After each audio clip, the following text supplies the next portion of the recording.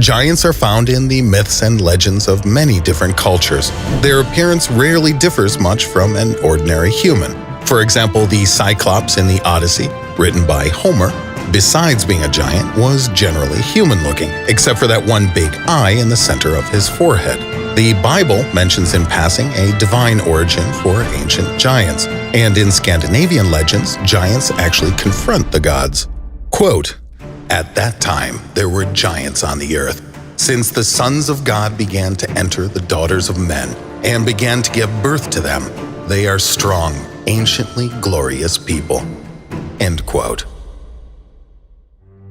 Why did people on different continents and in such disparate civilizations have such similar stories about giants? Is it possible that these are remnants of memories of certain ancient civilizations? A medieval Danish historian, wonderfully named Saxo Grammaticus, assumed that the giants really existed, else how to explain the giant-sized buildings and structures of antiquity? Many written sources of those years do speak of such things. For example, in the Old English poem Seafarer, a tale is told of enormous stone walls supposedly built by giants. There is also mention of giant beings in a number of historical documents. Herodotus writes of the Spartans acquiring the bones of the warrior Orestes to help with a military campaign. The skeleton is noted to have had a height of 7 cubits, that's 11.5 feet or 3.5 meters in modern terms. The ancient Greek scholar Pausanias described how a skeleton of a man of about 18 feet or 5.5 meters tall was found on the bottom of a river. Josephus Flavius, a Roman historian, transcribed the testimonies of eyewitnesses who saw live giants themselves.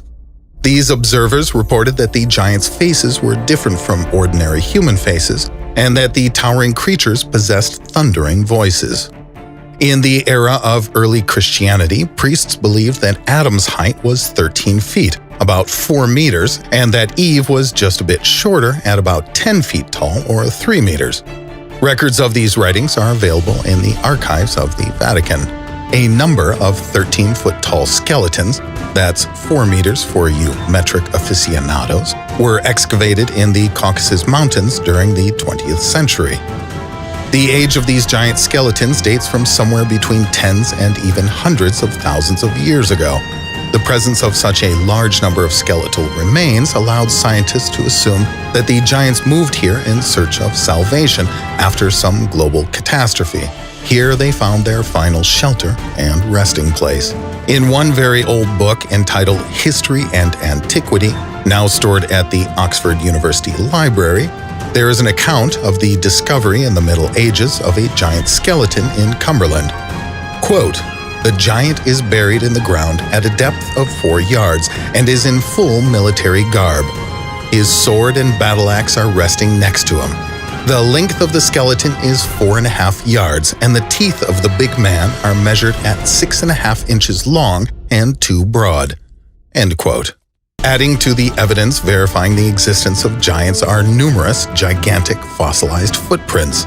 For example, an imprint of a human foot 80 centimeters or 2.5 feet in length has been unearthed in Tanzania. Similar footprints of a slightly smaller size, about 50 centimeters or 1.5 feet, were found in the Nevada desert, left approximately 250 million years ago.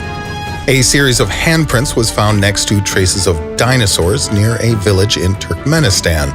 The height of the giant that left them is estimated at about 5 meters, almost 16.5 feet, and lived 150 million years ago. A human tooth 5 times larger than an ordinary man's tooth was found in Hong Kong in 1935.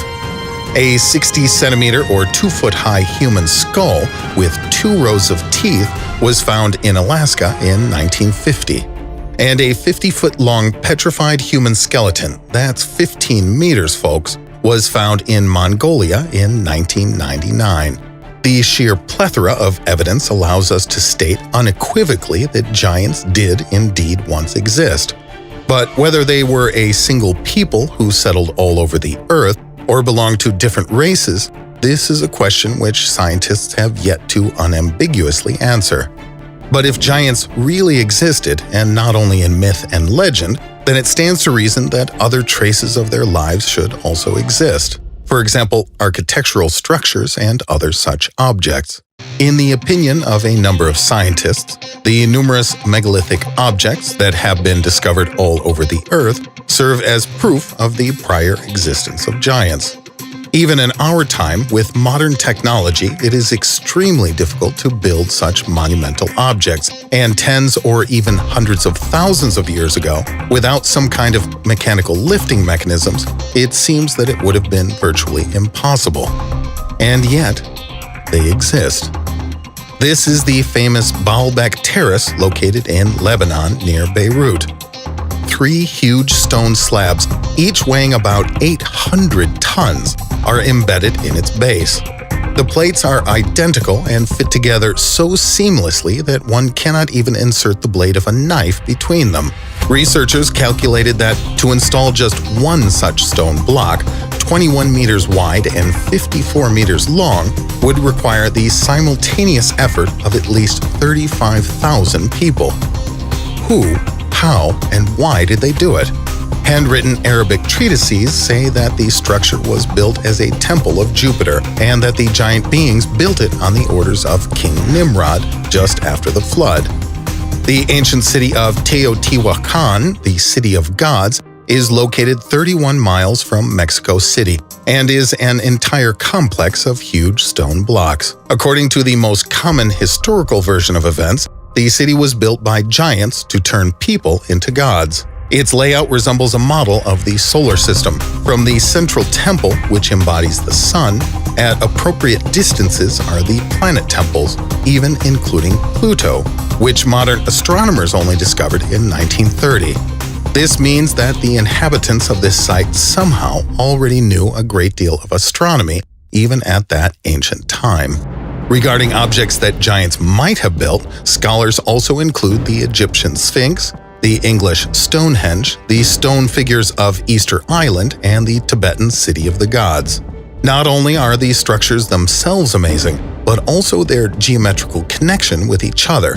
For example, a line drawn from the Tibetan City of Gods to the Egyptian Sphinx, if continued, leads directly to Easter Island, and another line from the City of Gods through the Mexican pyramids also goes to Easter Island.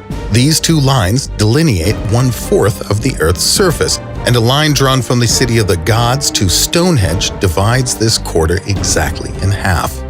And what about modern people who are giants? One view is that the life and then disappearance of these giants is related to some cosmic cataclysm. There is evidence that hundreds of millions of years ago, a huge asteroid approached our planet, and the dimensions of this asteroid exceeded those of our present-day moon. It's postulated that it became a satellite of the Earth, and because of this, the gravity in our planet was significantly weakened.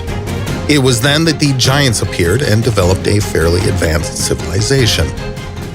Hundreds of thousands or even millions of years later, this satellite descended from its orbit and disintegrated, its debris falling to the Earth. Survivors of the disaster, through mutation and adaptation, decreased in size, as the gravity on the planet had suddenly increased dramatically.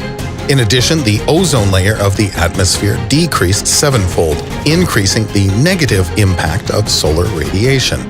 Now, a smaller body meant less total surface area and thus a lesser exposure to the sun's radiative effects. Some researchers have ascertained that before the catastrophe, the Earth's atmosphere contained 1.5 times as much oxygen as now.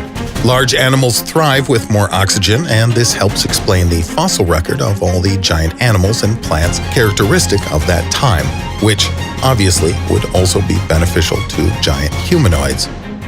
After the disaster, the size of the giants gradually decreased.